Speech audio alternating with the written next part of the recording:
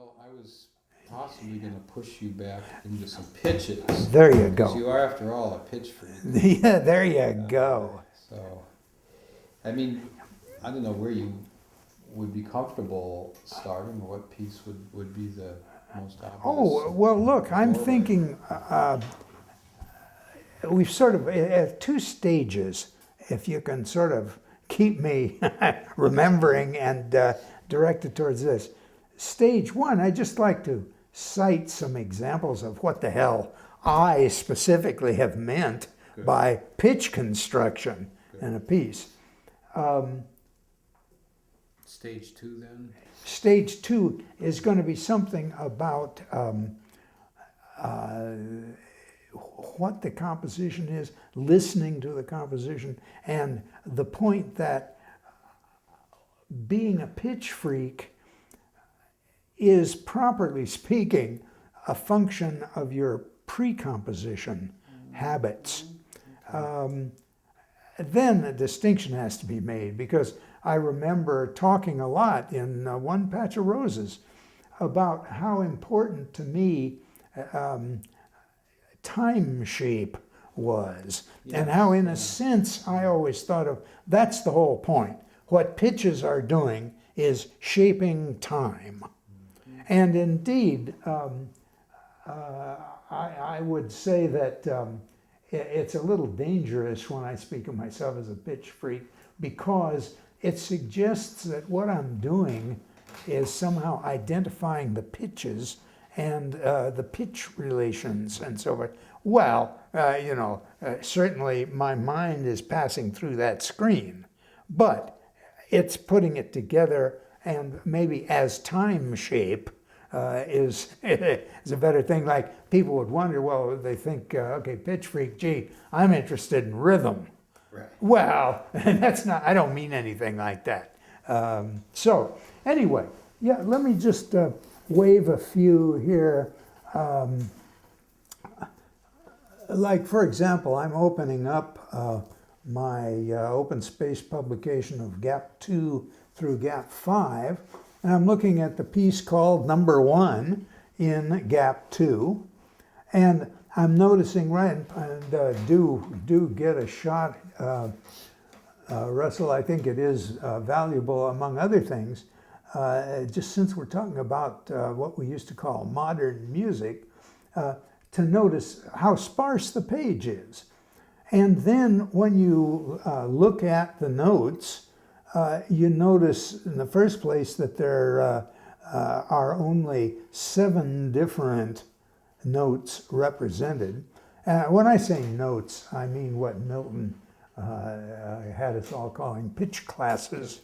I mean, like, these notes are B, C, C sharp, D, E flat, F, and G. And when I mention those notes, I mean in octaves to be decided, the business about what octaves, that becomes part of the composition, not part of the pre-composition. The pre-composition is more like this. Okay, I'm going to use these 7 notes. And now, I've emphasized before, I want to come up with things. I'm not looking for the tonic in there, or for how I can make them into a dominant 7th and maybe resolve it. No, what I'm noticing is the different intervals that are contained, and by what notes. I don't want to be a smartass, but you do resolve a tritone in your very first. Oh, and let me say, furthermore, since that tonality stuff is not in the picture, it's perfectly acceptable when it happens, because it's happening on this basis. Right. In other words, I'm not in the predicament that Schoenberg felt he was in, that he didn't dare in his early 12-tone days. Right. You can't use a triad, and you can't have octave doublings, because people will think it's tonal, and he didn't want them to think it was tonal. Fine by me if something which is firmly on this basis of these pitches makes a sound that reminds you of tonal formations. Peachy. Plus you keep going up, which is gonna spin it. I mean, this one here. F, B, C, C sharp, G, D, E flat. Yeah, and now I guess the way I'm looking at that lick in the right hand there is just that that's the string of half steps in this collection. Right. That's why they're there. Got 'em And the other notes are F and G. They're not in those intervals, therefore they make their own, they're going into their own world. Now we've separated out those intervals. And now, as I go through, I notice that I said, this is a familiar thing. I didn't realize, but yeah, by the time something is 5 years old, I can come up with the same sort of approach, and I don't realize that I did that before. And I notice what I'm doing here is very familiar to me from Gap 7, which is written maybe 25 years later or something. But here we go with all the major seconds, Yeah, and so they're spread out as minor seconds together, major major seconds apart, way apart. and it's keeping in the same pitch posture. Absolutely, you're always going to have. That's all you get, and in fact, that's all you're going to get for the first 5 pieces. Yeah, is and those plus you're notes. slicing and dicing here, so you've got these guys now as part of this, what some would call segmentation or something. But yeah, that keeps this alive. Well, yeah, it's nice that, sure, by the time you do nothing but the minor sevenths, you pick up F gone down to G right now, and then you pick up the left out notes. That's what those are. That's the C, D. Yeah. That didn't come into these. And as you go on, you're going to notice here comes what? Minor thirds. Yeah. And after that, here comes what? Major thirds. Yeah. And then, let's see, what are you going to get here? Notice you get fifths against whole steps. Right, that's those notes, but it's going with the fifths because those are the notes that don't have fifths, yeah. And by the time they then do the tritones, that's it. That's the piece. Yeah, and we're out of there. And Ben noticed at the premiere of Gap 7, which I played in Taplin, and which lasts an hour and 45 minutes, Ben noticed that it ended because I didn't have any more intervals. That was nice, that I got to where I could make them last an hour and 45 minutes instead of about a minute and 45 seconds. Come a long way from Exactly. 2.1 to Gap 7. Yeah, exactly. I mean, real progress. And then, here are some more. And all I want to do is just, at a fast glance, you can notice, you see that C sharp and that E flat. And we're still working on those. And all kinds of things. Here you start getting juicy chords and segments of chords. That's the way you go.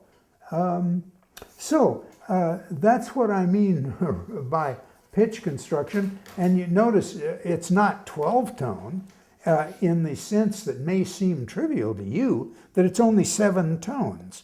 But that doesn't seem trivial to me because those absences in the pitch space where you've got these clustered half steps, a couple of whole steps that leave out some notes, and then a good gap where you don't have any notes. That sense of grabbing the pitch space in this, contorted manner, that to me is very fundamental, and it does resonate with you by the time you're done. Like, this doesn't just feel like music swishing around in a pitch space and whatever. No, it feels like we have kept going over these available places and, hung this and that in those available places.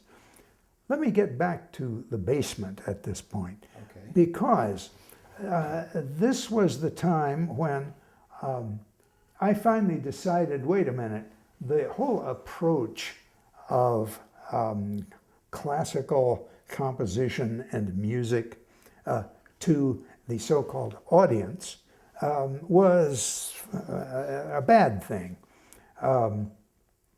And I wanted to make music something where if I wanted to transmit my musical ideas to another person, I would want that to be in the context of like a conversation where we're kicking it back and forth.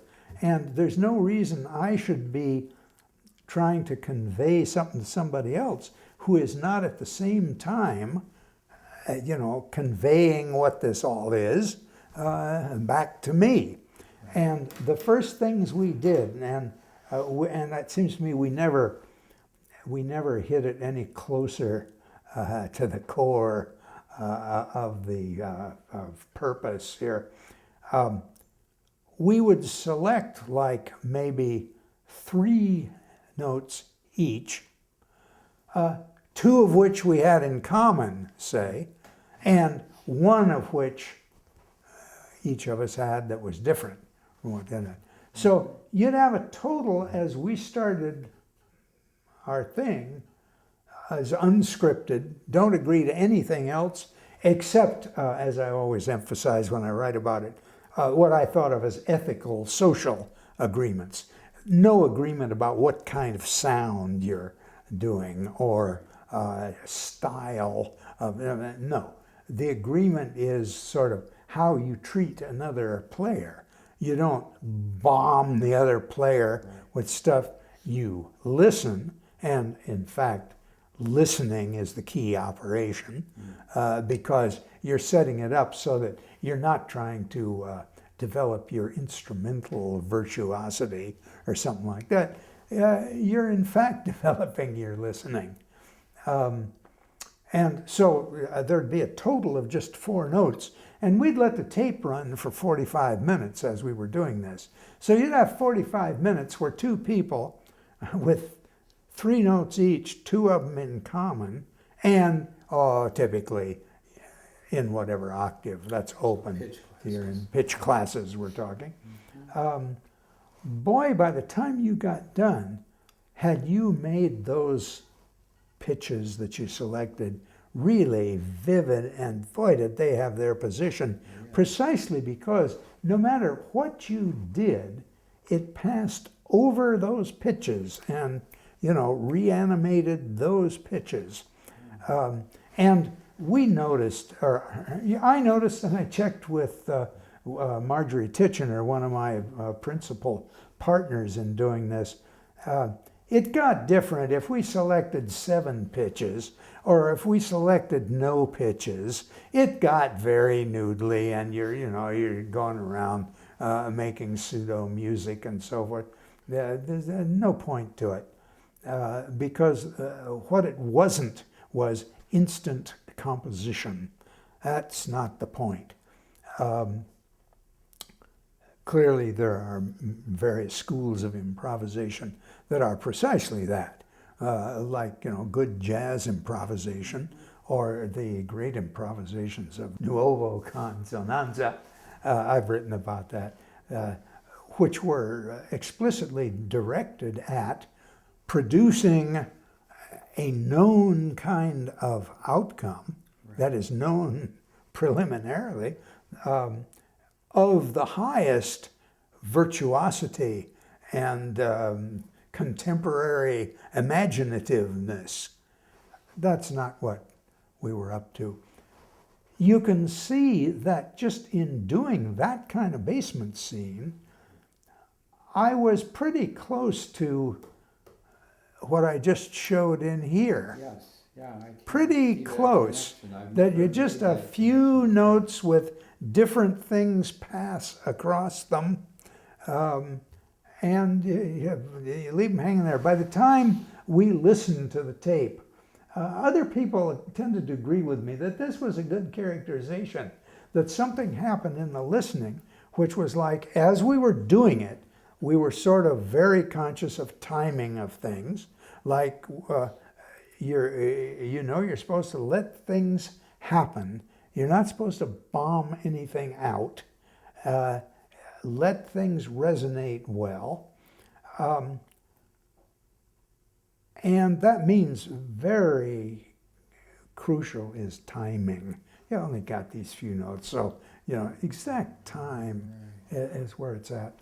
And by the time you now make that a tape and listen to it, it has very much the effect of something that's hanging in space, and the notes that occur, however, are sort of articulating spatial relationships. It's sort of like one of those eye tests where you're in here. Like what you're particularly aware of in listening, I would not say is time, but rather is like time is suspended. And now these things that are in this very defined space, these various things begin to happen on those defined spatial positions. I would say everything about that is right at the core of stuff I like. There are a lot of things about that when music isn't concerned with such stuff, I don't like it. Get over to Milton for a minute. Okay. And 12-tone construction. I don't like to connect directly from pre-composition to composition, because that's particularly where imagination intervenes. And I don't want to say that what I'm doing, I couldn't manage to bomb out the sense of pitch if I wanted. And I don't say that a 12-tone piece could not get that very specific sense of pitch.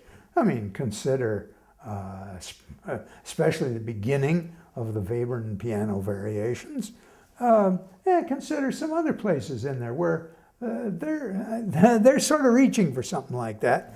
I would say the 12-tone commitment in there doesn't help, but he's clearly working to get that clarity of space and preserve it there. Don't bomb it out. And I mean, he's the grandfather of take it easy. One thing at a time. Let us get this before we're hit with that. With Milton, I've noticed that in his, let's say in the second half of his life, and especially in his piano music, two things started to come in. Number one, more space.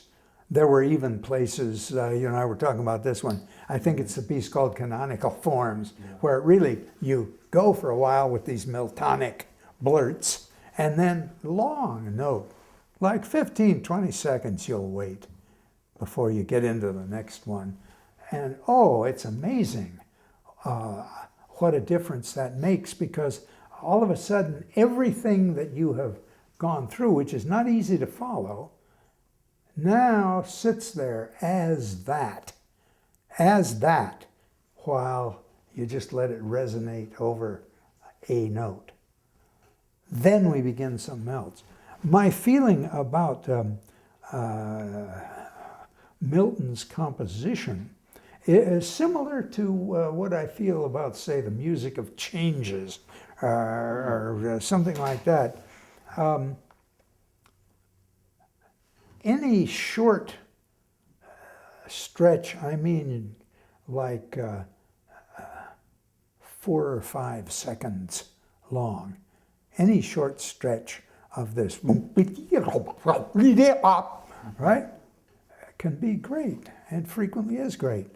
Especially with Milton. I mean, boy, does he have an ear for this burbly, sparkly, dazzle you stuff. Okay? But that's what he's doing. And as you go on, in Milton's pieces that I like, he's babbling. This keeps happening. You can't do anything with it.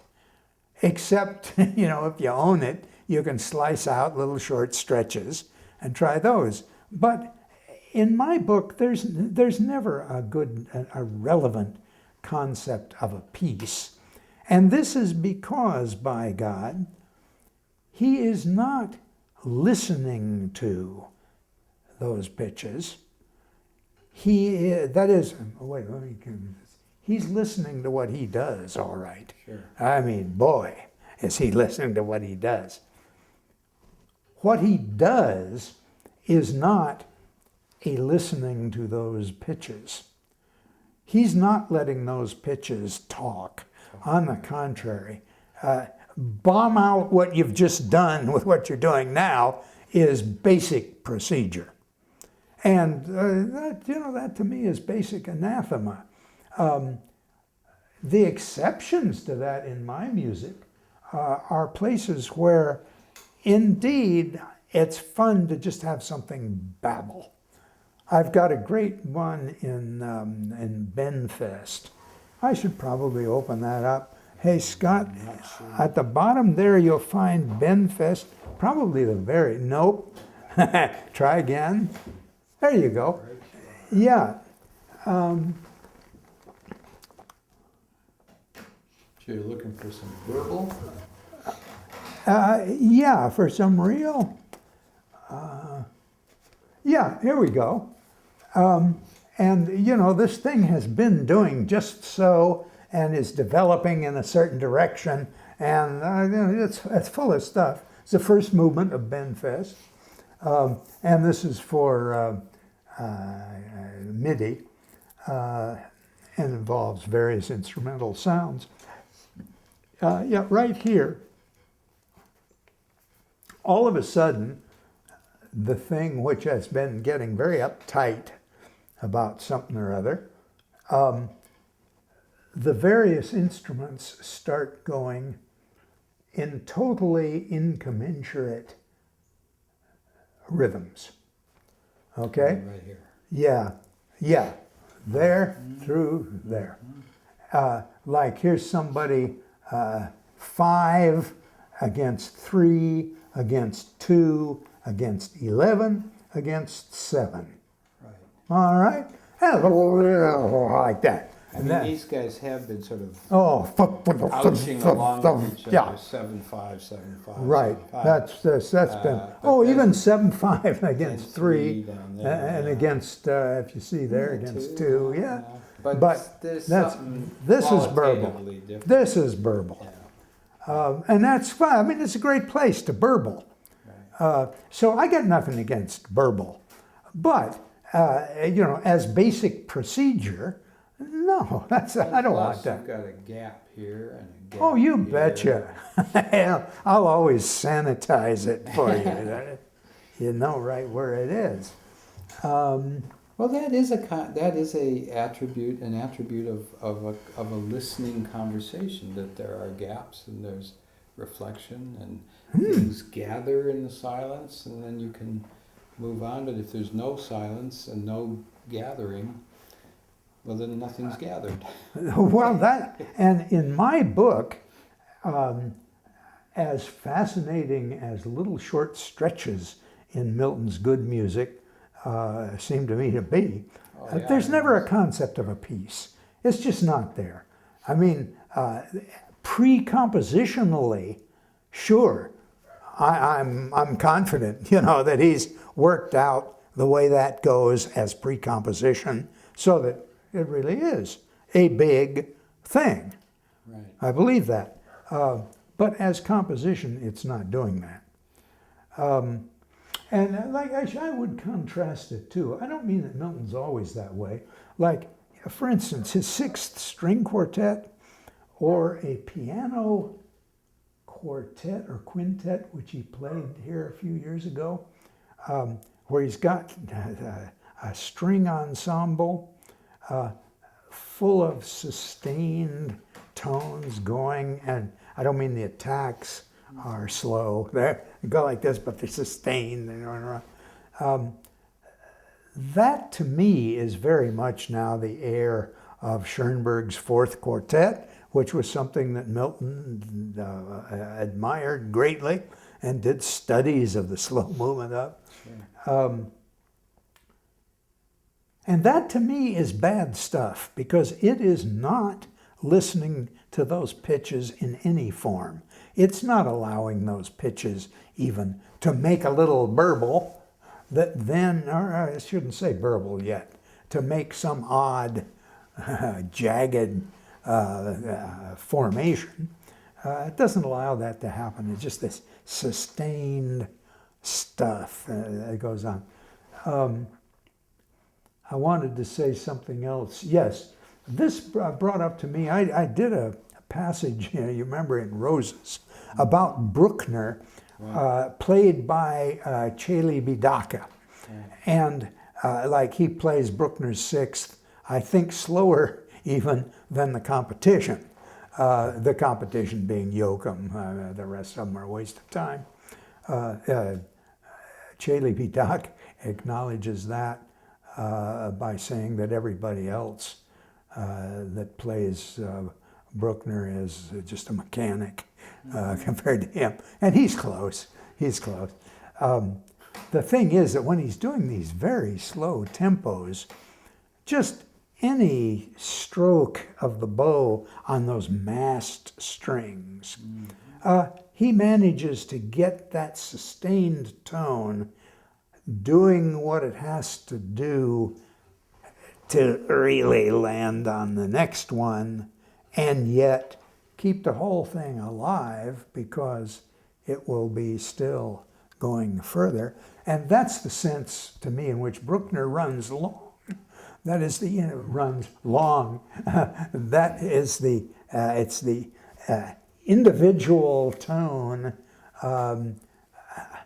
explored in depth by massed strings. That's where it's long.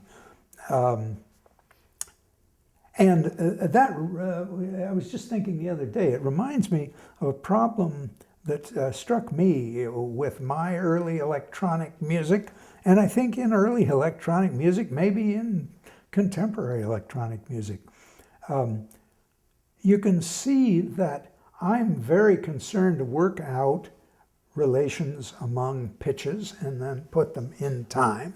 Well, once you've put them in time, you've got a situation where you have really put your effort into something that's easily expressible as attack rhythm. Right. How about then when you sustain these notes? Well, Bruckner, boy, I mean, that's where he starts from, is the same thing. Not starting from that, I always noticed a difficulty, and noticed that both I and other early electronic composers very much favored things that went with, cute electronic timbres, boop, boop, like that. Not boo, like that. Those were always bad. And, the thinkers about that concluded the trouble is that if you're going to sustain a tone, you've got to put some random whatnot in there to make it lifelike. Right. And my conclusion about that was that really misses the point. That misses it 101%. Because yes, you observe that quality, say, in the way Bruckner goes, but the point about the way it happens in Bruckner is that those deviations, or whatever you want to call them, occur there on the way to here. That's what makes them, not that they're random, although they are, but no, it's where and how they do the things they do. And I think Milton's music, judging especially by string quartets versus piano pieces, I think there's the same problem in there. He never writes for piano the kind of sludge that he writes for strings. And I think that's because with the piano, he can really lean on like that. Whereas on string quartet, no, not so hot. And he sustains them, and he's got nothing going for sostenuto in there. So yeah, there's some thoughts for you. Tap points and strings and piano. You have some blazing pages in Rose's number 6. Oh on yeah. Piano as ping. Yeah, how about that? And what that works out to. Yeah. Is that something you'd like to? That I got more to say about. Or, you at one point you talk about melody, piano melody as a pinball. Yeah, yeah. And as a constant operation of retrieving something, because the sound is going. The word nostalgia gets in there at some point. Yeah. And but I was struck by the idea that for once, this so-called limitation of the piano is invested with a very special. Yeah, and now, like, we should mention that what I'm writing about is somebody playing a Chopin nocturne. I mean, that's important. I was thinking I was going to say that this whole ping and nostalgia and whatnot, I noticed that I wouldn't describe your average fugue in the well-tempered clavier as being that way. Right. Same instrument by me, piano.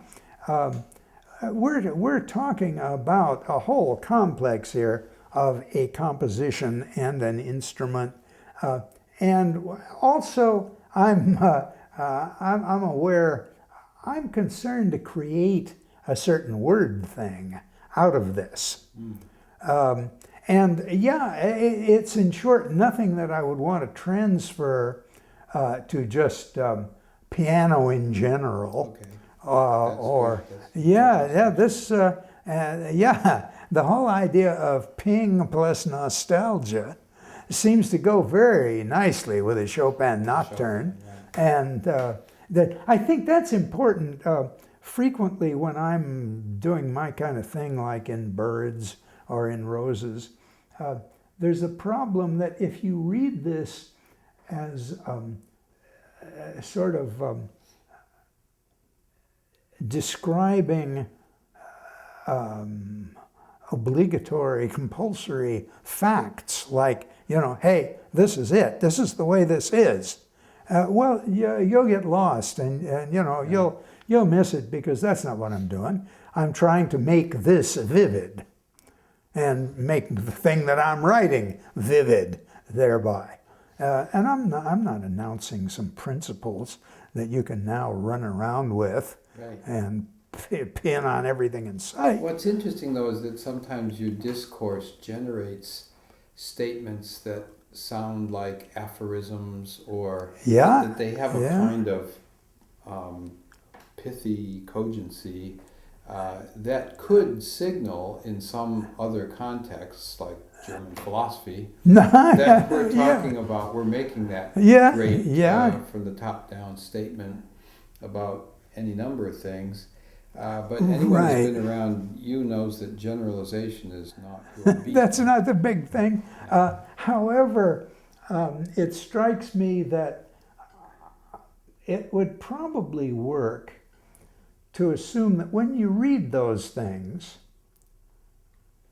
what's pithy about them is that the present situation has been, you may not have been thinking that way, but you realize now, the present situation has been molded in just such a way that it in fact sustains this outrageous generality, which sounds like a statement in German philosophy, except it would be all screwed up in any other context. Well, somewhere or other you say that that you can take any likely statement, and in the right context you can sink it, and conversely you can take any unlikely statement, and in the right context it will float. Yeah, And it seems to me that this is something which, if you now think about it in the context of short stories, yeah, it's an obvious thing.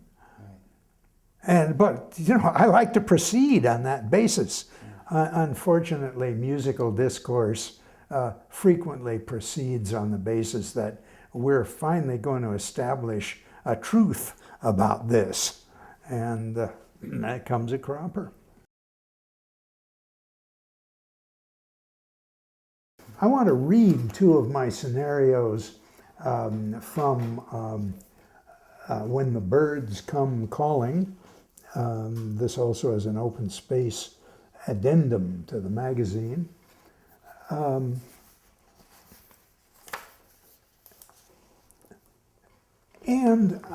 Let's see, and I think I want to read them in reverse order. I want to read this one, which is, in its entirety, says the following. This music is the first movement of Haydn's quartet, opus 74, number 2, in F. Who are we? It's not trying to dazzle or reconfigure our innards. It's like an ingenious lecture on a tough subject. As in conversation, it honors the rhythms of our attention, retention, anticipation. It enlivens what's agreed upon. It revivifies what's overlooked. It defines consequence. It retests the superfluous. It co-opts the irrelevant. It drops the thread, but shows it in the other hand. Unflaggingly, we follow. When it lays for it, or pulls the rug out, or lights up a sidetrack, or cracks wise, we get it. It knows we'll get it. We know it knows. It all but winks at us. We are worthy, civilized interlocutors, rational, in on it. Okay. Now, you notice that it comes from a certain distance and sort of says things about the whole thing. Let me read you this one, which is, in my mind, quite different, where I'm really attempting this is more one of those where I would say of illuminating one another, because it attempts to be like what it's, and I mean temporally speaking, and to evolve in the way that the piece does. The Haydn has stepped back much farther than this, and is telling you things that are going on there. And yeah, well, you'll hear right away. This music is the opening of the slow movement of Ravel's two-handed piano concerto. Who are we? Enabled by a slow waltz throb to expand carefully, one baby step, one finger at a time, any overleap earned heedfully within orbit, slow curves urged into outward ripples, attained places lightly encircled, iron in restraint, velvet in touch, emboldened to suffuse, to mold, to massage, to coddle our breathing, our sentience. We are enwrapped indistinguishably as giver and taker in exquisite solicitation.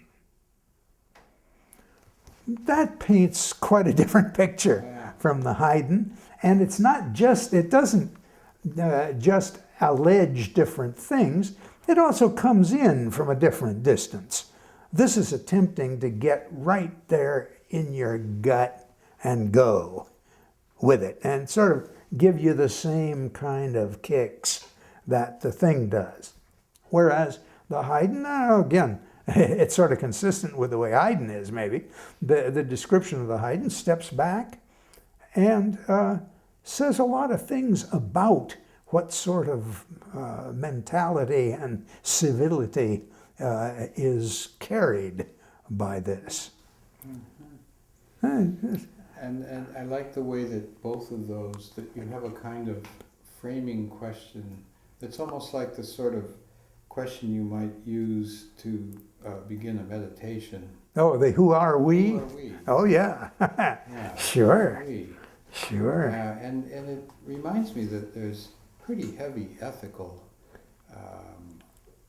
foundation in what you do as a composer and as a writer about music.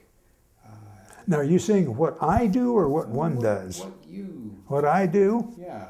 Uh-huh. There's, and it has to do with communication, with the idea of conversation, with the idea of how like here's a line from, I believe it's from Roses. When you get to a certain, you make a series of moves about effect of music on a listener or the act of listening, and at one point you say, it is you recognized who has transcended. Oh, yeah, So sure. I get a lot of good mileage like that off of Chopin and Bruckner, Right. in particular, and going different ways. But who are we? Yeah. Who, I mean, I think too of Ben Boritz's commitments to music Yeah, and to a certain kind of community and exchange, and the very opposite of razzle dazzle and setting Sure. something in motion that can speak to an audience. well, you know, I think Ben and I both got into this in a funny way from basement days, because Ben started doing the same kinds of thing, and we got together plenty, and did these things, and yeah, the whole idea that somehow there was an important ethical and political substance to what we were doing was, you know, very important to us and fundamental. So, yeah, I mean, I think very much Ben is probably one of the few people that I could identify that I feel is on the same kind of ethical, political page. Yes, indeed. You know what I meant to say about who are we? Now I realize what it was reminding me of, but I didn't quite get there, it was like a cleansing breath. The classical instance of the cleansing breath that you take when you're trying to set yourself into a certain kind of receptivity. Yeah, yeah. Well, hey, you know, I think that's right on, Scott, because that recurs more often in here. And yeah, like with my description, geez, maybe you're going to get me into Egon Schiele. Maybe I should. What the hell? I did have several requests to read things. So why don't it's getting darker as the day grows longer. Yeah, yeah. You can come in from the shadows. Okay, yeah. Again, this is right off of the mantra and how it goes. I get to, let's see, we've already had Ravel, and now we've just come off Haydn with the rational. Okay, next. I look at nude self-portraits by Egon Schiele. A single upper front tooth in a gaping mouth hole, or elongated, over-jointed fingers pawing pointlessly at the right cheek, or playing with himself, or torquing his arms in painful simulation of an avant-garde dancer, or with arms hacked off, pubic bush and fingers normally featured. In any case, ravaged, masochistic, pitiful, rescued from Auschwitz too late, about 1910, give or take. Repellent, of course, puts me off my feed, addresses, embraces, and relies upon my real-world hang-ups about perverts, bodily decay, and inept art. Its irregularly heavy black outlines, which don't quite delimit the sloppily applied splotches of anatomically absurd paint, deny me the aesthetic dodge, the appreciation of fine art, the comfort of endorsing as expertise what I would humanly condemn. It's everything to these works to shock me, to offend me, to repudiate me as a prude, as a square, or even as just decent. Pictures depict. So what? These works give us the finger. Pictures depict. So what? Seal the deal in separating the work from the listener, and the listener from the composer. Could music do this? Yet they grip, rivet, fascinate. It's not just us. Half of Vienna queued up at his door to get its portrait painted. They induce a doubt. They turn us away from the work itself, away from its composer, onto ourselves. Schizoid, we look ourselves over. Mesmerized, it seems, by the other guy's self-loathing. Something nasty has come calling.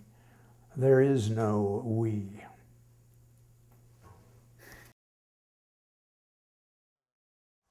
Okay, yeah, the thing I wanted to use this for is just to illustrate another way that pitch construction goes. And my pitch construction, as I've mentioned, tends to be individual to the piece. This piece, such words as it were vain to close, this is a piano piece that the whole piece is single octaves, or two notes, some number of octaves apart, anywhere from 0 to, I don't know, I guess you get some 4 octaves apart or something. The whole piece, I recall, contains only 9 notes. And again, my preference for leaving some gaps in the pitch space so that by the time you're done, you indeed have a funny purchase that has, it's got empty spots in it and places that you grab and that have been heavily elaborated upon. In this case, the way the piece goes is, at all times, we've got 5 notes working, 3 of which are G flat, A flat, and B flat. Then we bring in a new dyad. Let's see, I've written them down. It hardly matters for this presentation. Yeah, here, like we bring in mostly, yes, major seconds and major thirds. Like for the piece opens where we use D flat and E flat in relation to G flat, A flat, and B flat. And you can imagine right away that this leads to a very G flat major, Irish, pentatonic tenor aria. So again, I give a workout to the intervals in there. It goes over to, gets as far as the fifths, because it is basically a fifths chain, and then brings in F and A to replace D flat and E flat. I want to go over especially to the next thing after that happens, where it brings in G and A to go with G flat, A flat, B flat, which is a strong illustration of what I'm always laying for, and that is the ability to use the new pitches to recolor the old ones. And especially if you consider that we've been going with G flat, A flat, B flat, like as sort of equal members of that three-note group that bring in something else. Now, when I'm going to stick G and A in there, I'm all up for associating G flat with A and G with B flat. So you get the da da da da, leaving out the middle note, da, da. But you're getting now minor thirds, if you want a sort of G minor-y color to this group, whereas it's been before sort of, you know, G flat, pentatonic, and then something else. But I just bring that up as an example of what I mean by pitch coloration of pitch. That is, you make new associations of pitches, and thereby you recolor these pitches that you've got to begin with. Notice that that's not a situation that you'd obviously be laying for in 12-tone, where you're going through the 12 all the time.